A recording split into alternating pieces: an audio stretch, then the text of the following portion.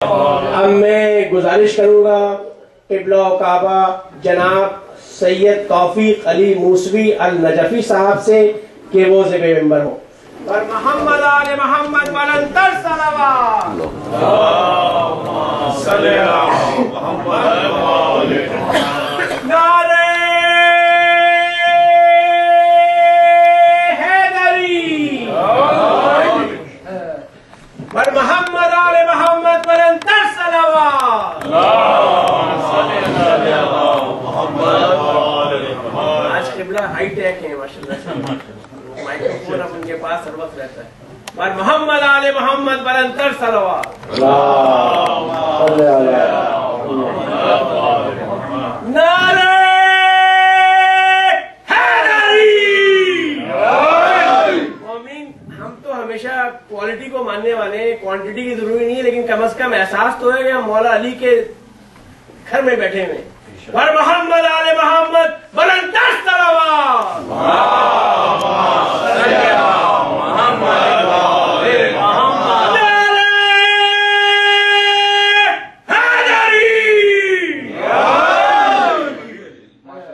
ماشاء اللہ ما کان وما لم یکن لا حول ولا قوت الا باللہ العلی العظیم حسبنا اللہ ونعم الوکیل ونعم المولا ونعم النصیر الحمد للہ الذي لا يبلغ مدحته القائلون ولا يحصي نعماءه العادون ولا يؤدي حقه المجتهدون الذي ليس لصفته حد محدود ولا نعت موجود ولا أجل ممدود الذي خلق الخلائق بقدرته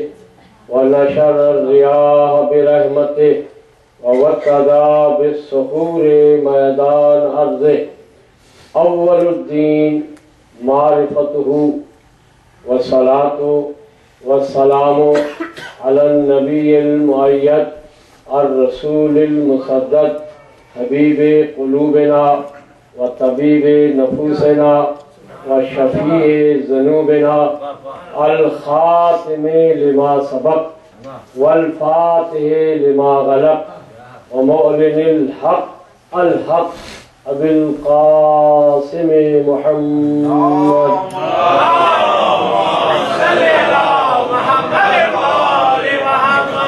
آلہ المعصومین الذین اذهب اللہ عنہم الرجس وطهرهم تطهيرا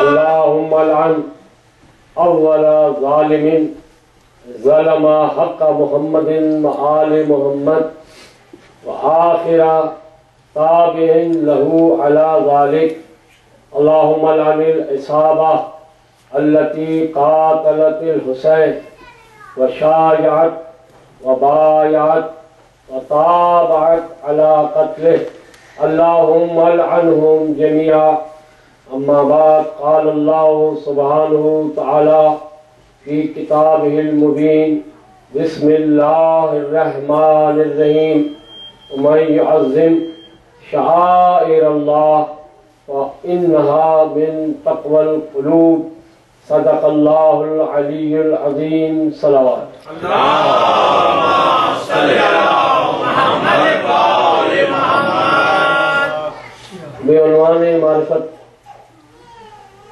آج کی جس دنیا میں ہم رہ رہے ہیں یہ علم کی دنیا ہے علم کا ماحول ہے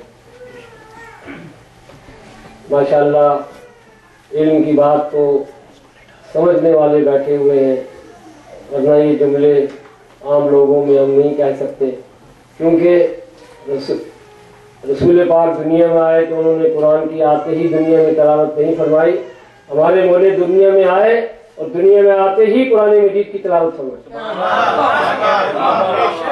اس لیے رسول کے ہاتھوں پر رسول قرآن کو سمجھنے والے تھے، اور رسول خدا کس کے سامنے تلاوت کرتے؟ جو قرآن کو سمجھنے والے ہی نہ تھے۔ صلوات اور محمد علیہ۔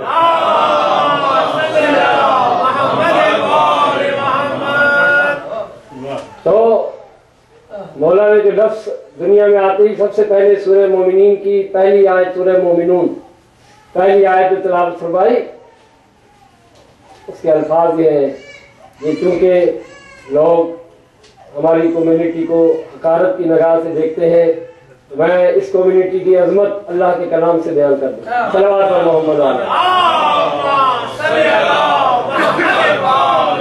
آپ کے مولا اس دنیا میں آئے اور سب سے پہلے جس آیت کی تلاوت فرمائی وہ تلاوت سورہ مومنین کی پہلی آیت یہ ہے، قد افلح المومنون، بے شک مراد وہی پائیں گے جو صاحبان ایمان، صاحبان ایمان ہی۔ پھر رسول نے دعوت ذوالعشیرہ پر اعلان کیا، یا علی انت و شیعتک هم الفائزون الی یوم القیامہ، اے علی آپ اور آپ کی اتباع کرنے والے قیامت تک کامیاب و بامراد۔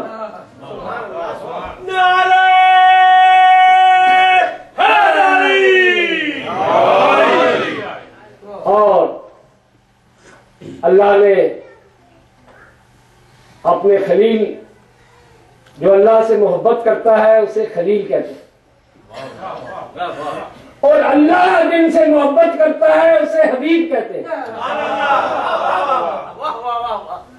ابراہیم خلیل اللہ ہے اور ہمارے پیغمبر محمد مصطفیٰ حبیب اللہ ہے، یعنی وہ ہیں جن سے اللہ محبت کرتا ہے، اللہ کے محبوب ہیں۔ تو ابراہیم خلیل اللہ سے محبت کرنے والے ہیں نا، محبوب تو اللہ کے محبوب ہیں، جو اللہ کے محبوب ہیں وہی محبوب ہے، لہذا ابراہیم تو ان اللہ کے محبوبوں کے شیعہ ہیں۔ اور یہ خطابت زور خطابت کا جملہ نہیں ہے، اللہ کے کلام کا جملہ ہے۔ سورہ یاسین 36 سورہ، میں اپنے کرم فرماؤں سے درخواست کرتا رہتا ہوں کہ یاد رکھنے کے لیے آپ سنگولر نکال دیا کریں، سنگل نکال۔ سورہ یاسین کا نشان ہے 36 کا سنگل نکالے 9، 3 اور 6 9، تاکہ آپ کو یاد رہے۔ اور 9 وہ عدد ہے کہ ہر عدد ٹوٹ سکتا ہے، 9 کسی صورت میں ٹوٹتا ہی نہیں۔ اور یہ سورہ یاسین ہے۔ سورہ یاسین کے بعد جو سورہ ہے وہ ہے 37، 3 اور 7 10۔ سورہ صافات، سورہ صافات یعنی رینکس، صف رینک۔ تو سورہ صافات میں اللہ کا کلام ہے، ان من شیعتہ ابراہیم۔ لوگ یہ سمجھتے ہیں کہ شیعہ ابھی کی پیداوار ہے، شیعہ تو اس وقت تھے جب کہ کوئی نبی بھی نہ تھا، جب اللہ کو کوئی عبادت کرنے والا نہ تھا، تو شیعوں کے امام اس وقت بھی اللہ کو سجدہ ریز تھے۔ اور شیعہ تو انبیاء ہیں۔ ابراہیم خلیل اللہ کے لیے قرآن میں سورہ صافات میں ارشاد فرمایا، ان من شیعتہ ابراہیم۔ پھر حضرت موسیٰ کے لیے فرمایا سورہ قصص، فاستغاث شیعتہ، کہ موسیٰ کی شیعہ نے مدد کے لیے موسیٰ کو پکارا۔ میں انشاءاللہ بسلسلہ ترتیب سے ان نکات پر پہنچ رہا ہوں، لیکن آپ کو صرف ایک شیعہ کی اہمیت و عظمت پر بات کرتے ہوئے بس ایک جملہ اور مولا کے کلام سے سناتے ہوئے کہ آپ فخر کرتے رہیں کہ ہمارے ہم شیعوں کے گھر میں پیدا ہوئے، ہم شیعہ ہیں، ہم قابل فخر ہیں۔ اور وہ افتخار کی بات کیا ہے وہ آپ سنیں۔ صلوات پر محمد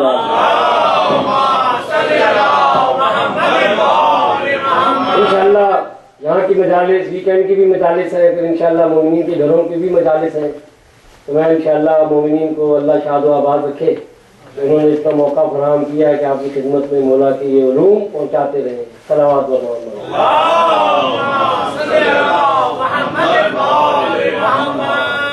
ثم شیعہ شیعہ، آپ کے امام معصوم کے الفاظ ہیں کہ شیعوں کا نام شیعہ کیوں رکھا گیا؟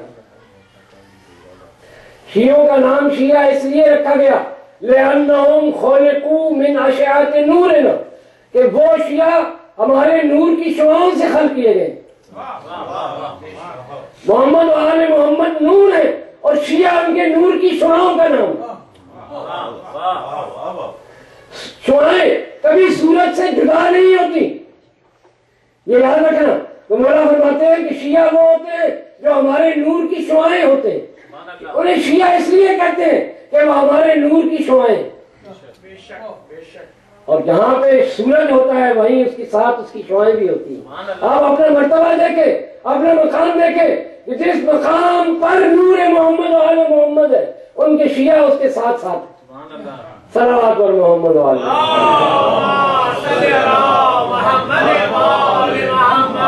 یہ ایک ضمن بہت ضروری بات تھی جو آپ کی خدمت میں پہنچانی تھی کہ قد افلح المؤمنون، سورہ مومنون مولا کائنات نے تلاوت فرمائی۔ تو میں معرفت کے لفظ پر اس لیے کہ علم کی بات سمجھنے والے بیٹھے ہوئے ہیں، اور اگر آپ کو بیان نہیں کروں گا تو شاید ایسا دوبارہ موقع نہ ملے، کیونکہ مجمع دیکھ کر بات کرنا ضروری ہوتا ہے۔ تو علم جس کا ترجمہ سائنس بھی کرتے، سائنس کی تعریف یہ کی گئی، علم کی تعریف یہ کی گئی کشف، ایکسپلوریشن، جسے آپ ایکسپلور کہتے ہیں۔ علم جس کی انتہا تک کوئی پہنچ ہی نہیں سکا، جس نے بھی علم حاصل کیا معلوم ہوا کہ ابھی علم اور بہت آگے۔ علم حاصل کرنے کے بعد یہ علم ہوا کہ ہم ابھی بہت کچھ نہیں جانتے۔ اور علم نام ہے میٹیریلزم، میٹیریلزم میں آبزرویشن اور ایکسپیریمنٹ، مشاہدہ، کیونکہ اردو کے الفاظ میں چاہتا ہوں کم استعمال کروں تو جو آپ کے قریب ہو ذہن کے وہ زیادہ آپ کے استعمال میں نہ ہو۔ صلوات پر محمد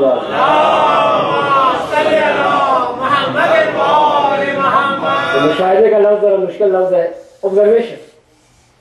تو سائنس صرف دو اصولوں کا نام، آبزرویشن اور ایکسپیریمنٹ۔ یہ کہاں ہے؟ کوئی کسی شے کا انکشاف ہو اور وہ میٹیریل، میٹر، میٹیریل، تو میٹیریل کا تعلق سائنس سے، لیکن جو روحانی ہے جس میں مادیت نہیں، روح مادہ نہیں، مادہ حواس خمسہ سے آبزرو ہو سکتا ہے، روح حواس خمسہ سے مشاہدہ نہیں ہو، اس لیے اس کو روح کہتے ہیں کہ وہ مادیت نہیں۔ اب جن اشیاء کا تعلق میٹر سے ہے، میٹیریل سے، اس کے کشف ہونے کا نام علم ہے، اور جن مخلوقات کا تعلق، جن علوم کا تعلق میٹیریل سے نہیں ہے بلکہ اسپرٹ سے ہے، روح سے ہے، اس کا نام معرفت ہے۔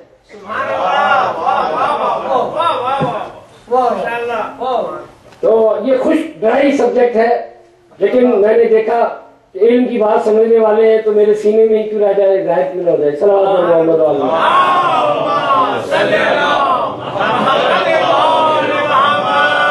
تو معرفت کی بنیاد پر سورہ ذاریات میں ارشاد رب العزت ہوا ما خلقت الجن والانس الا لیعبدون۔ ذاریات 41 یاد رکھنے کا فن ہے، 4 اور 1 5، یہ 5 اور 12 تو ذہن سے نکل ہی نہیں سکتے۔ صلوات پر محمد و آل محمد۔ سورہ ذاریات ارشاد رب العزت وما خلقت الجن والانس الا لیعبدون، ہم نے جنوں کو خلق نہیں کیا، جن پہلے خلق ہوئے، انسان بعد میں خلق ہوئے، یہ ایک الگ سبجیکٹ۔ ہم نے جنوں کو اور انسانوں کو خلق نہیں کیا الا لیعبدون، مگر صرف غرض خلقت اللہ کی عبادت، میری اپنی عبادت کی۔ تو اہل بیت علیہ السلام نے فرمایا کہ بغیر معرفت کے اللہ کی عبادت ہو ہی نہیں سکتی، بغیر معرفت کے کوئی عبادت بھی کرے وہ عبادت نہیں، بت پرستی کرتا ہے۔ یہ آپ ایجوکیشن کی اہمیت دیکھیں کہ اہل بیت سینٹر ہو، 14 معصومین سے منسوب کوئی شے بھی ہو، کوئی عمل بھی ہو، تو وہ بغیر معرفت کے نہیں ہو سکتا. افضل الاعمال بعد المعرفت الصلاۃ، نماز بھی معرفت کے بعد ہے. اگر معرفت کے بعد ہے تو نماز ہے، اگر معرفت کے بغیر ہے تو بت پرستی. صلوات پر محمد والے.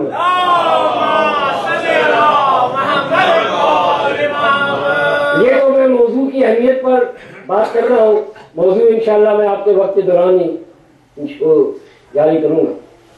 تو نائل البلاغہ میں مولا کائنات فرماتے ہیں اول الدین معرفتہ، دین میں فرسٹ آف آل اول الدین، اول یعنی اس سے پہلے کچھ نہیں. دین میں سب سے پہلے معرفت، اول الدین معرفتہ. اور یہ خزانہ علوم آل محمد سے آپ محروم نہ رہ جائیں. اس کے استقبال کے لیے صلوات پڑھ دیجیے.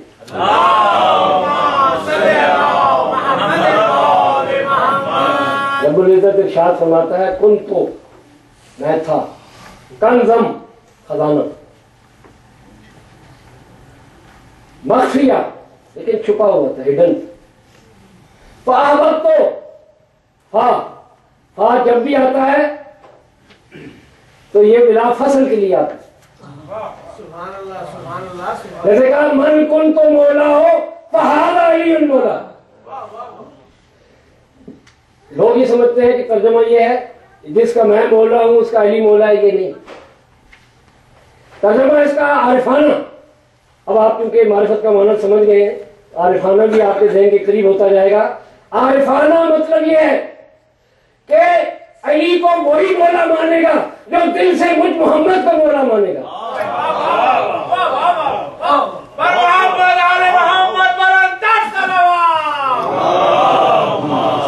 لیکن یہ نا کہ جس کا میں مولا ہوں اس کا علی مولا ہے، یہ تو سیدھا سادہ ترجمہ ہے. لیکن عارفانہ ترجمہ یہ ہے کہ علی کو مولا وہی مانتے ہیں جو دل سے رسول کی رسالت کا اقرار کرتے. منافق کبھی بھی علی کو اپنا مولا نہیں مانے گا کیونکہ اس نے دل سے محمد کو نہیں مانا. جس نے دل سے محمد کو نہیں مانا وہ علی کے مولا ہونے کا اقرار کر ہی نہیں سکتا. صلوات پر محمد والے.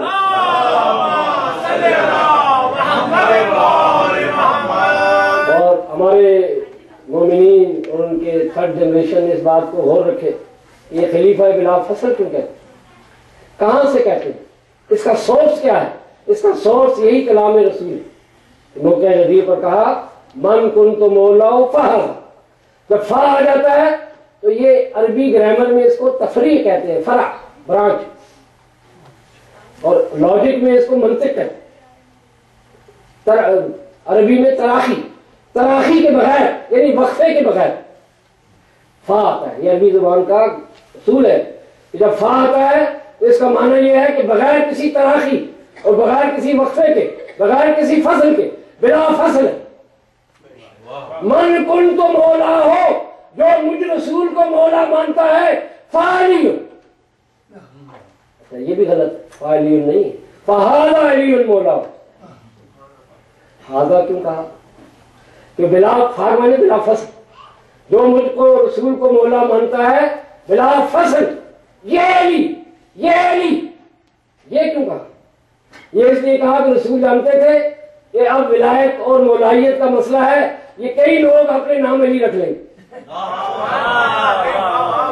تاکہ ناموں کے جھگڑوں سے بچانے کے لیے. مولا رسول پاک صاحب کی نیتیں جانتے تھے. کہا ہر علی نہیں، یہ علی. اور اتنا اونچا دکھایا کہ بغلوں کی سفیدی بھی نظر آنے لگی کہ کوئی انکار نہ کر سکے کہ میں نے نہیں دیکھا تھا.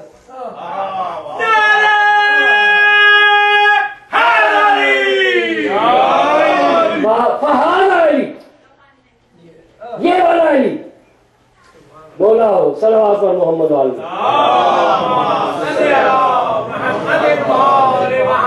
ان کو کنزم مخفیہ.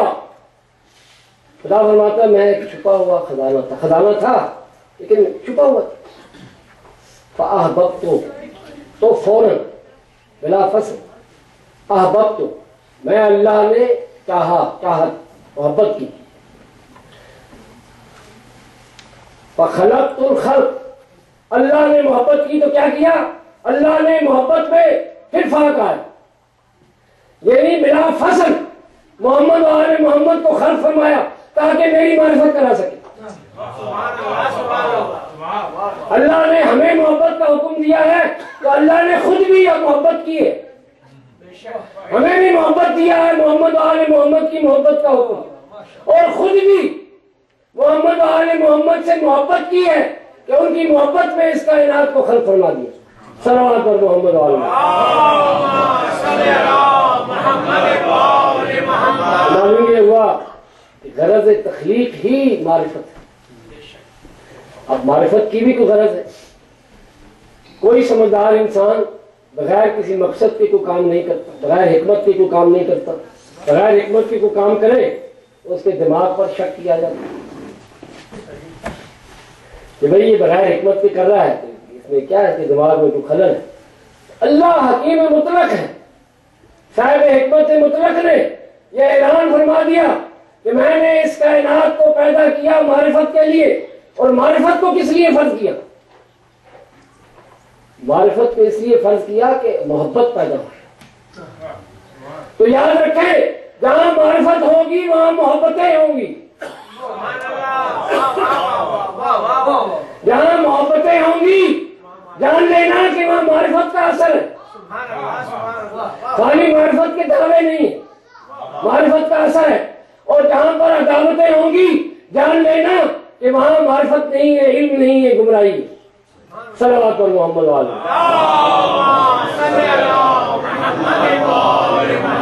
یہ گزشتہ مجالس کا خلاصہ تھا جو میں آپ مومنین تک جو قدردان ہیں ان تک پہنچانے کی میں نے کوشش کی ہے۔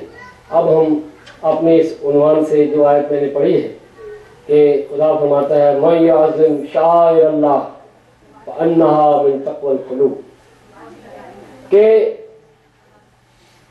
کوئی انسان تمنا کرتا ہے کہ وہ جنت میں جائے تو اللہ نے کہہ دیا ان المتقین فی جنات، جنتوں میں صرف متقین ہی جائیں۔ اب قرآن مجید کو حفظ کیا، تلاوت کی، اللہ نے بھی قرآن میں کہا کہ جو قرآن پر ایمان رکھتے ہیں وہ اس کی تلاوت کا حق بھی ادا کرتے ہیں،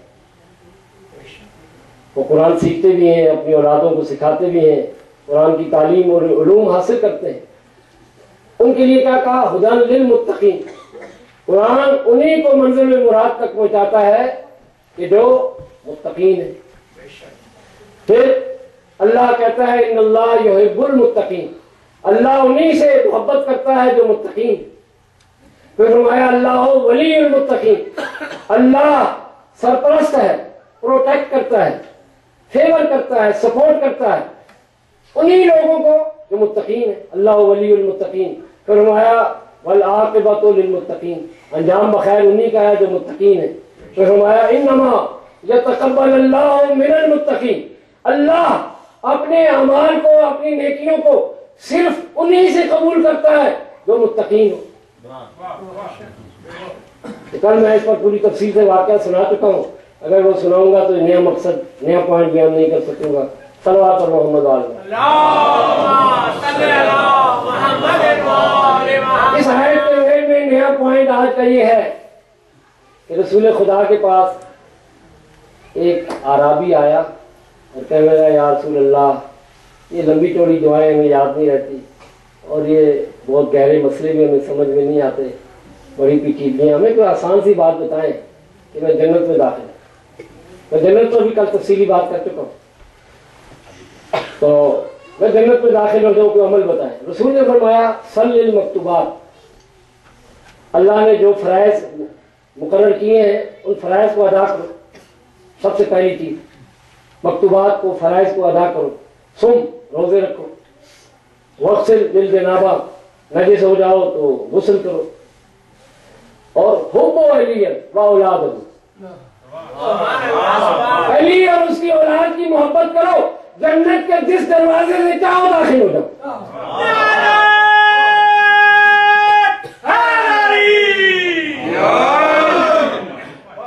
اور پھر رسول اس کو برعکس طور پر بیان کرتے ہیں اگر کوئی 1,24,000، ایک نبی کی بات نہیں، 1,24,000 نبیوں سے ملاقات کرے، 1,24,000 انبیاء کے ساتھ وہ جہاد میں بھی شریک، 1,24,000 انبیاء کے ساتھ حج بھی کرے، 1000 سال نمازیں پڑھے، 1000 سال روزے رکھے، اگر علی کی محبت نہیں رکھتا تو وہ جہنم میں جائے. اس لیے کہ اللہ نے قسم کھائی ہے کہ علی کا محب ہمیشہ جنت میں رہے گا اور دشمن علی کو خدا جہنم میں داخل کرے گا. صلوات پر محمد علیہ.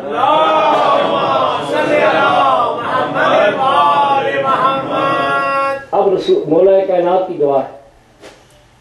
اس دعا کو اللہ نے قرآن مجید میں وحی کے طور پر نازل فرمایا. مولا علی کی دعا کا ہے وَاجْعَلْنَا لِلْمُتَّقِينَ إِمَامًا، اے اللہ ہمیں متقین کا امام بنا. تو معلوم یہ ہوا کہ جو علی کی ولایت و امامت کا شوق رکھتے ہیں ان کا متقین ہونا ضروری، کیونکہ آپ کے مولا نے دعا یہ کی ہے کہ مجھے ان کا امام بنا جو متقین ہو.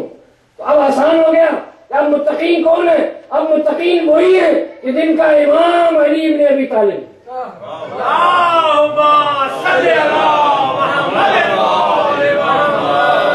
اب نتیجہ آپ کے سامنے اب حاضر کرتا ہوں کہ آپ یہ چاہیں کہ قرآن مجید اس کی ہدایت کریں، آپ یہ چاہیں کہ اللہ اس سے محبت کرے، آپ یہ چاہیں کہ اس کے اعمال بارگاہ الہی میں قبول ہو، آپ یہ چاہیں کہ اس کی عاقبت بخیر ہو، تو وہ کون سا عمل کرے؟ تو اللہ نے کہا متقی ہو. تو بھائی اللہ متقین کون ہے؟ تو اللہ نے سورہ حج میں جواب دیا وَمَن يَعْظِمْ شَعَائِرَ اللَّهِ فَإِنَّهَا مِن تَقْوَى الْقُلُوبِ، جو شاعر اللہ کا احترام کرے وہ متقی ہے. جو شاعر اللہ کی بے ادبی کرے، وہ کتنی ہی نمازیں پڑھے، کتنے ہی روزے رکھے، کتنے ہی حج کرے، کتنے ہی جہاد کرے، اس کے اعمال بارگاہ الہی میں قبول نہیں ہو سکتے. اعمال انہیں کے قبول ہوں گے جو شاعر اللہ کا ادب کرتے ہیں، جو شاعر اللہ کا احترام کرتے ہوں گے. صلوات پر محمد.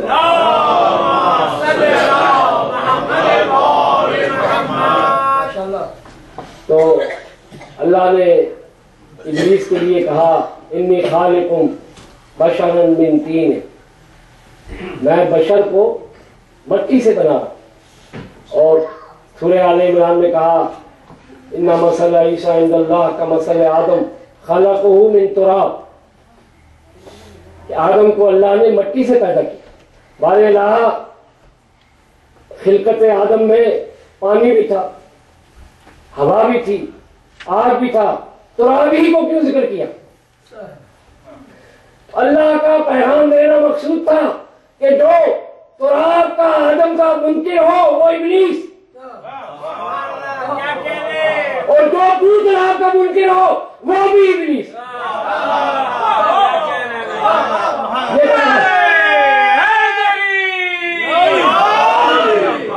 آپ عظمت ولایت محبت اہل بیت کو سمجھیں. تراب کا آدم کا ابلیس نے انکار کیا تو اللہ نے اس کی ساری عبادتوں کو رد کر دیا، مردود کر دیا. اور جو بو تراب کا منکر ہو جائے اس کے ابلیس ہونے میں شک نہ کرنا. تو قرآن میں اللہ نے مثال دی. دیکھیں نا، جب فیصلہ کرتے ہیں تو اگر ان کے پاس کوئی کانسٹیٹیوشن اور لا موجود نہ ہو تو وہ پھر فیصلے کی مثال دیا کرتے. تو اللہ نے یہ مثال دے دی کہ جو تراب کا منکر ہو اس کو ابلیس کہتے ہیں. شیطان کا نام ابلیس نہیں ہے، اس کا نام تو عزازیل ہے. جب بو تراب کا انکار کیا تو ابلیس کہلایا، جب بو تراب کا انکار کیا تو شیطان کہلایا. نام اس کا شیطان نہیں ہے، نام اس کا ابلیس نہیں ہے، نام اس کا عزازیل ہے. تو جب منکر بو تراب ہوا تو اس کا نام ابلیس اور شیطان پڑ گیا. صلوات پر محمد والے.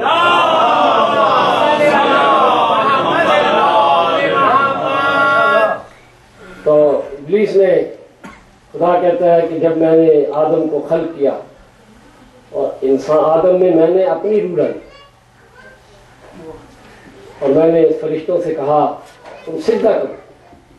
سارے فرشتے سجدے میں گر گئے مگر ابلیس اکڑ گیا اور وہ کافروں میں سے ہو گیا. بارے اللہ وہ تیری توحید کا تو منکر نہیں تھا, پھر کافر کیوں ہو گیا؟ تیرے سجدے کا تو انکار نہیں کرتا تھا, پھر کافر کیسے قرار پایا؟ تو اللہ نے سوال کیا ابلیس سے, ابلیس سے سوال کیا, ابلیس سے سوال یہ کیا کہ ماں منعک اللہ تسجد لآدم, اے ابلیس تجھے کس چیز نے روکا ہے اس کو سجدہ کرنے سے جسے میں نے اپنے دونوں ہاتھوں سے بنایا ہے؟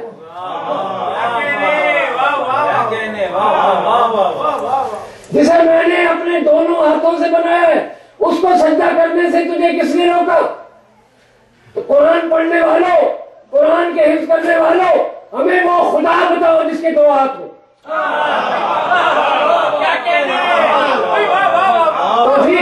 توفیق نجفی ہیوسٹن کے پر اطمینان ماحول میں بیٹھ کر وہ کسی دنیا کے کسی مسلم کنٹری میں وہ اطمینان نہیں جو نارتھ ہیوسٹن کے اہل بیت زینبیہ میں مجھے ملا.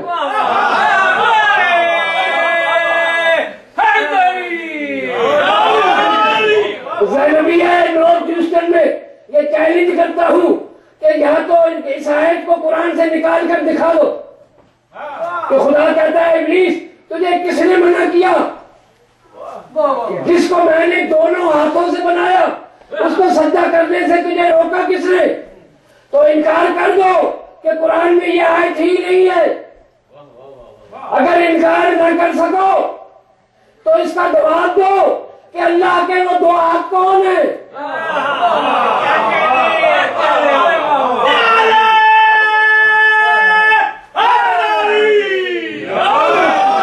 ماشاء اللہ. رضا بھائی نے حوصلہ بڑھایا کہ اس کو یوٹیوب میں بھی میں دوں گا. تو یہ سوال ہے اور ہر مسلمان قرآن پڑھنے والے سے سوال ہے. اور ایک سوال اور کروں گا جو ہر مسلمان سے نہیں ہے, ہر انسان سے. صلوات پر محمد علیہ. تو مسلمان حافظ قرآن حفظ کرتے ہو اچھی بات ہے, تلاوت کرتے ہو اچھی بات ہے, لیکن سمجھنا اصل بات ہے. قرآن پر غور و فکر کر کے جواب دو کہ اللہ کہتا ہے ابلیس تجھے کس نے روکا اس کو سجدہ کرنے سے جسے میں نے اپنے دونوں ہاتھوں سے بنایا؟ تو دکھاؤ اس خدا کو جس کے دو ہاتھ ہوں, یا پھر انکار کر دو کہ قرآن میں یہ آیت ہی نہیں. جب انکار نہیں کر سکتے ہو, قرآن میں ہے کہ اللہ نے اپنے دونوں ہاتھوں سے بنایا, تو مجھے دو ہاتھوں والا خدا دکھاؤ. اگر ہندوؤں کی طرح تم نے دیوتاؤں کے خدا 10 بنائے ہیں کہ ہندوؤں نے, تو پھر اپنے کو مواحد نہ کہنا.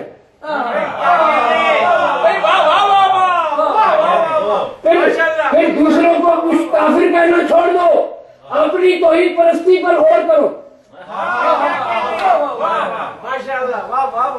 تو اللہ کے وہ دو ہاتھ یہ تو ممکن نہیں کہ 1.5 فٹ کے لٹکتے ہوئے ہو, یہ اللہ کی توحید کے خلاف. اگر اسی لیے قاریوں کا زور یہ ہے کہ قرآن کو پڑھو سمجھو نہیں. یہ میں تجربے کی بات کر رہا ہوں, قریب سے کر رہا ہوں. کہہ اس پر غور و فکر نہیں کرو, بس پڑھو, اس لیے کہ اللہ کا کلام ہے, اس کے پڑھنے کے بڑے ثواب ہیں. پڑھنے کے ثواب ہے, سمجھنے کا ثواب نہیں, اور اس پر عمل کرنے کا ثواب نہیں. صلوات پر محمد علیہ. اگر سمجھو ہی گے نہیں تو عمل کیا کرو؟ سوال کرتے ہیں کہ مولانا یہ پوری دنیا میں مسلمانوں کی اتنی ذلت کیوں ہے؟ قرآن بھی پڑھتے ہیں, تراویح بھی پڑھتے ہیں, بڑا زور و شور ہے رمضان میں, اور بڑی عبادت بھی کرتے ہیں, اور پھر مسلمانوں کی اتنی بد ابتری کیوں؟ ابتری اسی لیے ہے کہ قرآن کو سمجھا نہیں ہے. اگر علوم اہل بیت کی روشنی میں قرآن کو سمجھ جائے تو ان کے اعمال بھی ٹھیک ہو جائیں, ان کے اعمال ٹھیک ہو جائیں تو طاقت بھی پکڑ لیں. صلوات پر محمد علیہ. تو ممبر سلومی سے سمجھو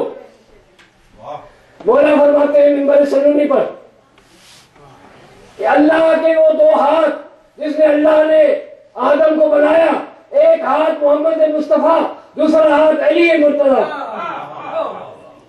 اور ان دونوں ہاتھوں سے بنایا۔ پھر اسی آیت میں خدا کہتا کہ اے ابلیس استکبرت، تو نے اکڑ گیا، ام کنت من العالین، میں نے سارے فرشتوں کو حکم دیا کہ تراب کو سجدہ کرو،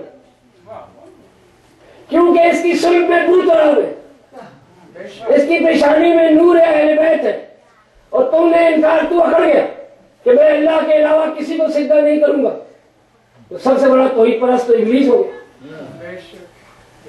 جیو جب شروع ہوا تو پہلے پروگرام میں عالم آن لائن میں مفتی منیب الرحمان کو میرے ساتھ اس پروگرام میں شریک کیا، اور ایک اہل سنت نوجوان کی کال آئی کہ مولانا مفتی منیب الرحمان صاحب جواب دے کہ غیر اللہ کو سجدہ شرک، یہ شرک کا معنی بھی آج تک نہیں سمجھے، اس لیے ہر ایک دوسرے کو مشرک سمجھتا ہے۔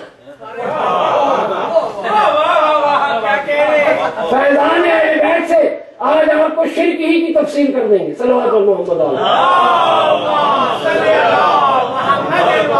جوان کا سوال یہ ہے، مفتی منیب الرحمان صاحب، یہ آپ ورلڈ لیول پہ کہہ سکتے ہیں ریکارڈ ہے جیو، پہلا جب پروگرام شروع ہوا تو سب سے پہلے ہماری خدمات حاصل کی گئی، اور مفتی منیب الرحمان کو یہ سوال آیا جوان سے کہ اللہ نے حکم دیا آدم کو سجدہ کرو، غیر اللہ کو سجدہ کرنا شرک ہے، جملہ سنیں کہ اللہ نے خود شرک کرنے کا حکم کیوں دیا؟ اگر ان کا اسلام آپ سمجھنے جائیں گے تو اللہ کو بھی شرک کرنے کا حکم دینا پڑے گا۔ یہ جیو پر ریکارڈ ہے کہ اللہ نے شرک کرنے کا حکم کیوں دیا کہ آدم کو سجدہ کرو؟ آدم اللہ نہیں، غیر اللہ، اور اللہ حکم دے رہا ہے کہ سجدہ کرو آدم غیر اللہ۔ سخت الفاظ کہ اللہ نے شرک کا حکم کیوں دیا؟ مفتی منیب الرحمان کے پسینے چھوٹنے لگے اپنے بزرگوں کی طرح۔ تو ان کے بزرگوں کو بھی جب مشکل ہوتی تھی تو وہ شاہ نجف سے رجوع کرتے تھے، یہاں نجف ہی سے رجوع کرے، صلوات پر محمد علیہ۔ تو ریکارڈ پر ہے کہ مفتی صاحب نے کہا کہ جواب نجفی صاحب دیں، کیونکہ وہ شیعوں کو بڑا دباتے ہیں، بڑا تعصب کرتے ہیں، تو میں نے کہا آج مجھے بھی موقع مل گیا، میں بھی ان کو نتاڑوں، لیکن کہا نہیں، ہمیں مولا نے خلافت کا حکم دیا ہے، یہ نیک پن ہم نہیں کریں۔ تو میں نے ان کو جواب یہ دیا کہ آدم تو ایک قبلے کی حیثیت رکھتا تھا، سجدہ تو اللہ کے حکم کو تھا، سجدہ تو اللہ کی مرضی کو تھا، اللہ کی مرضی کو سجدہ تھا، آدم تو ایک قبلہ و کعبہ کی حیثیت رکھتے، صلوات پر محمد علیہ۔ اور پھر مفتی صاحب نے بھی وہی جواب دیا جو یہ جواب ہم نے پیش کیا۔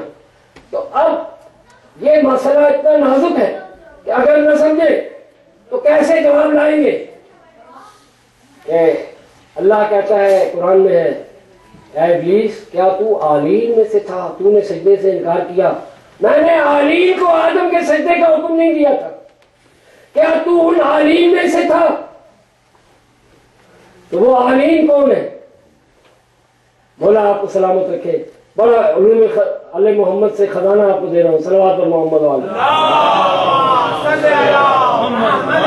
میں نے عالین کو سجدے کا حکم نہیں دیا تھا، وہ عالین کون ہے؟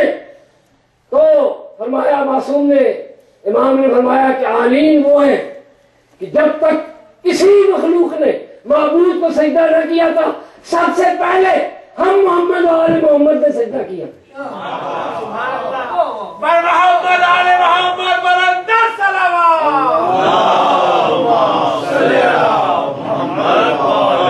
اگر کوئی فوج کا جرنیل ہو اور وہ خود منہ سے کہے گی میں جرنیل، تو یہ بات اچھی نہیں، بات نہیں بنتی۔ بات کی صورت میں بنتی ہے کہ ایک بٹالین اس کو سلوٹ کرتی ہے۔ اللہ اس وقت تک معبود ہو نہیں سکتا جب تک اس کو کوئی سجدہ کرنے والا نہ ہو۔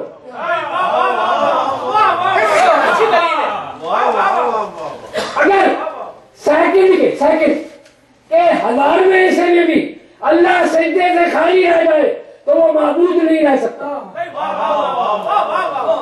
محمد و آل محمد کی عظمت ہے کہ جن کے سجدوں پر اس کی توحید ٹکی ہوئی ہے۔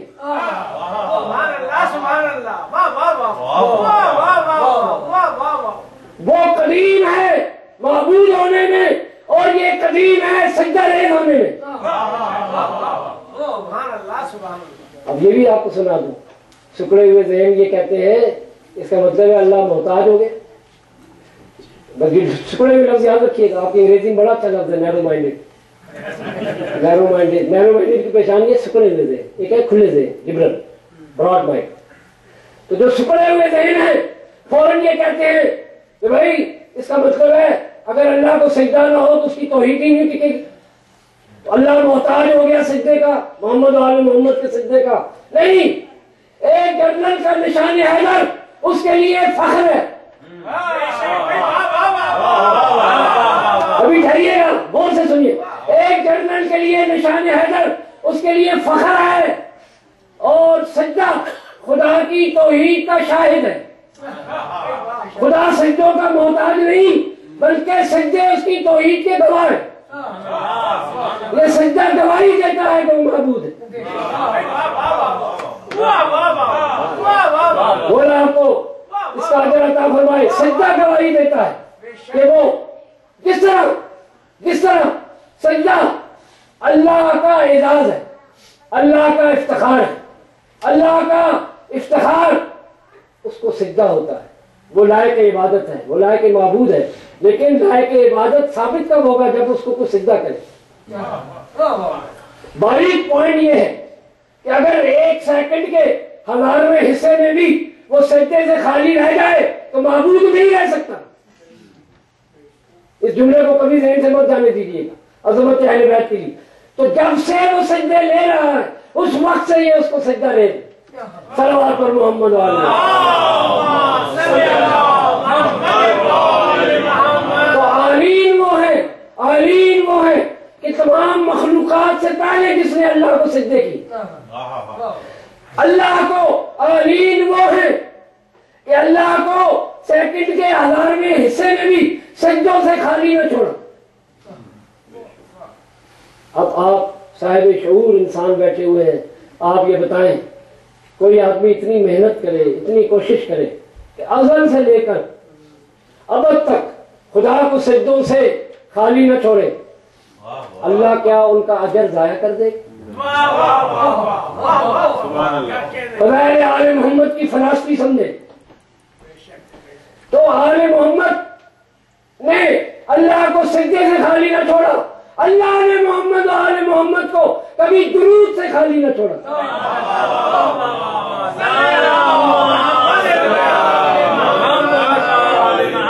یہ درود اللہ کی طرف سے آل محمد کا اپریسیشن،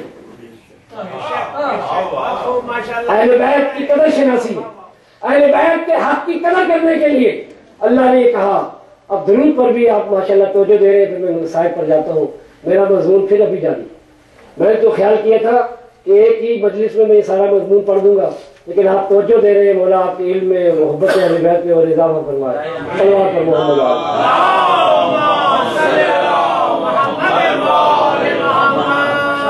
اللہ کی جتنی مخلوقات عبادت کرنے والی ہے وہ سب ممکن الوجود ہے، یعنی فانی۔ خدا خود فرماتا ہے کل شیء ہالک، سورہ رحمان، ہر شے ہلاک ہونے والی ہے الا وجہہ۔ تو جو ہلاک ہونے والے ہوں وہ شے میں آتے ہیں، اور جن کو کبھی ہلاکت نہ ہو وہ شے سے بالاتر ہے۔ اس پر انشاءاللہ پھر پڑھوں گا، ابھی وقت ختم ہو گیا ہے۔ تو ہر شے ہلاک ہونے والی ہے مگر اس کے چہرے کو فنا نہیں۔ تو اللہ کی جتنی بھی تسبیح کرنے والے ہیں، ان من شیء الا یسبح بحمدہ، ہر شے خدا کی تسبیح کرتی ہے، اور ہر شے فنا ہونے والی ہے، ہر شے ہلاک ہونے والی ہے۔ جب کوئی مخلوق ہی نہ رہے گی تو اللہ کی تسبیح کرنے والا کون رہے گا؟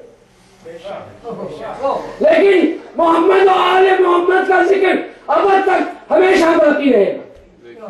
اس لیے کہ اللہ کی تسبیح ممکن الوجودات فانی کر رہے ہیں، زوال پذیر کر رہے ہیں، اور محمد و آل محمد کا درود ان اللہ و ملائکتہ یصلون علی النبی، محمد و آل محمد کا درود وہ پڑھ رہا ہے جس کو فنا ہی نہیں۔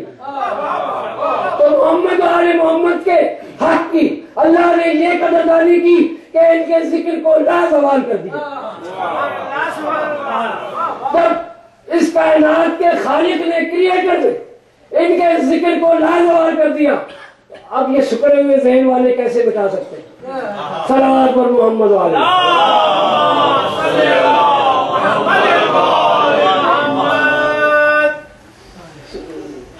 آیت مباہلہ میں خدا کا ارشاد ہے کہ پنتج پاک کے قصے حق کے قصے، مباہلہ حق کا قصہ، غدیر حق کا قصہ، قصہ کربلا حق کا، اس سے اللہ کی معرفت ہوتی ہے۔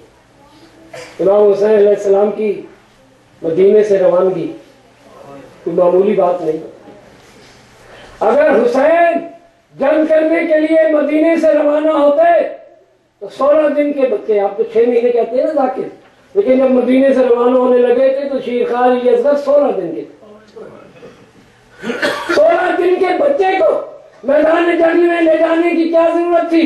تو حسین نے یہ پیغام دیا کہ میں جنگ کرنے کے لیے نہیں جا رہا، میں اللہ کی توحید کی معرفت اور رسالت کی معرفت اور علی ولی اللہ بچانے جا رہا ہوں۔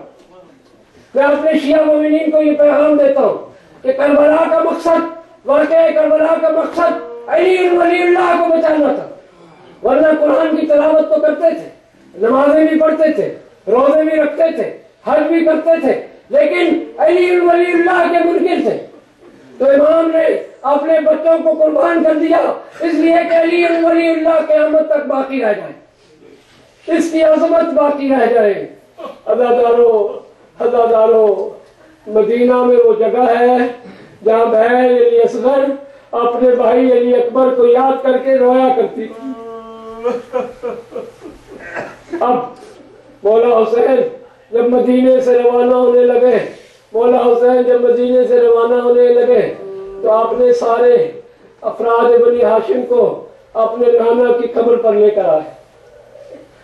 ہر ایک شہید نے واقع شہادت سے پہلے ہر ایک اپنی شہادت کا حال جانتا تھا۔ ہر شہید اپنے انداز میں آ کر نانا رسول کو سلام کر رہا تھا۔ شہزادہ علی اکبر جب نانا رسول کے روضے پر آئے تو کہا، نانا اس کا سلام قبول ہو جو آپ کی شبیہ ہے، آپ کی شبیہ کا آخری سلام قبول ہو۔ امام حسین نے پیچھے سے آواز دی، بیٹا علی اکبر، تجھے فاطمہ صغریٰ کا واسطہ اپنے سینے میں برچھی لگنے کا حال بیان نہ کرنا۔ اس کے بعد بی بی زینب آگے بڑھی، نانا آپ کو آخری سلام۔ اس کے بعد مولا حسین نے کہا، بہن زینب تجھے عباس کا واسطہ اپنی اسیری کا ذکر نہ کرنا، اپنی اسیری کا ذکر نہ کرنا۔ عزادارو، اور محمد نے آخری سلام کیا، قاسم نے آخری سلام کیا، کہا بیٹا قاسم تجھے اپنے بابا حسن کا واسطہ اپنی لاش کی پامالی کا ذکر نہ کرنا۔ مولا حسین نے اب قبر رسول پر 2 رکعت نماز پڑھی اور مناجات کی، مناجات کرتے ہوئے کہا، بارے الہ تو جانتا ہے معرفت توحید واقع کربلا کا مقصد ہے۔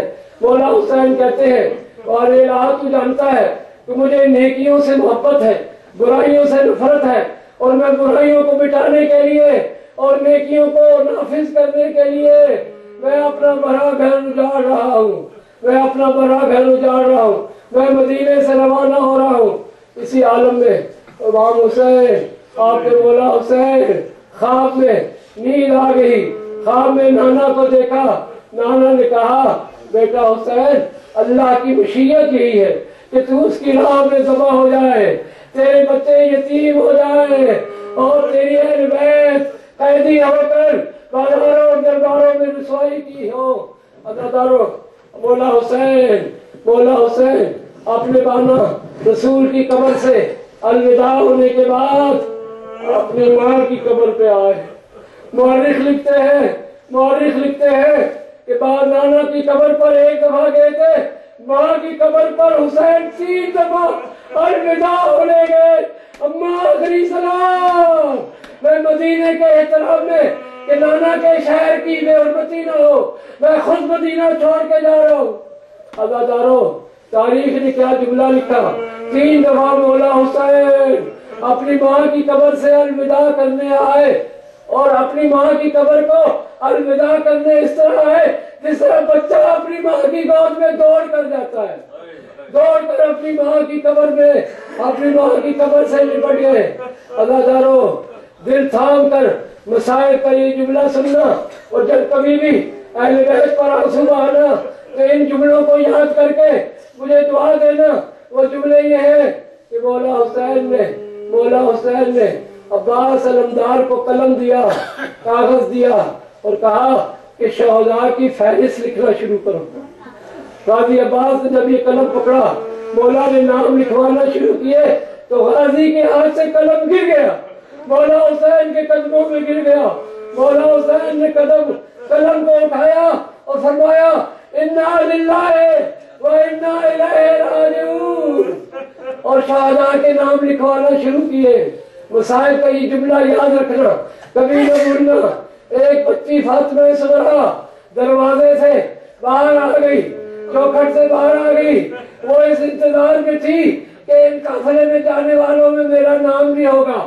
جب فہرست مکمل ہو گئی اور اپنے نام کو نہ سنا تو غازی عباس کی نظر پڑ گئی. کہا مولا, کیا اس بچی فاطمہ صغرا کا نام نہ ہوگا؟ اگر کمسنی کا مسئلہ ہے تو یہ 16 دن کے کم سے ہے. فرمایا عباس, یہ مسئلہ نہیں ہے, فاطمہ صغرا کی کمسنی کا مسئلہ نہیں ہے. مسئلہ یہ ہے کہ فاطمہ صغرا اپنے بھائی علی اکبر کے سینے میں مرضی کا ٹوٹا ہوا پھل نہیں دیکھ سکتی. اگر تو کربلا کو اپنی منزل پر پہنچانا چاہتا ہے تو اس بچی کو مدینے میں ہی چھوڑ دے.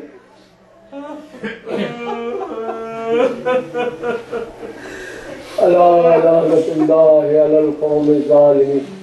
سیعلم الذین ظلموا ای منقلب ینقلبون.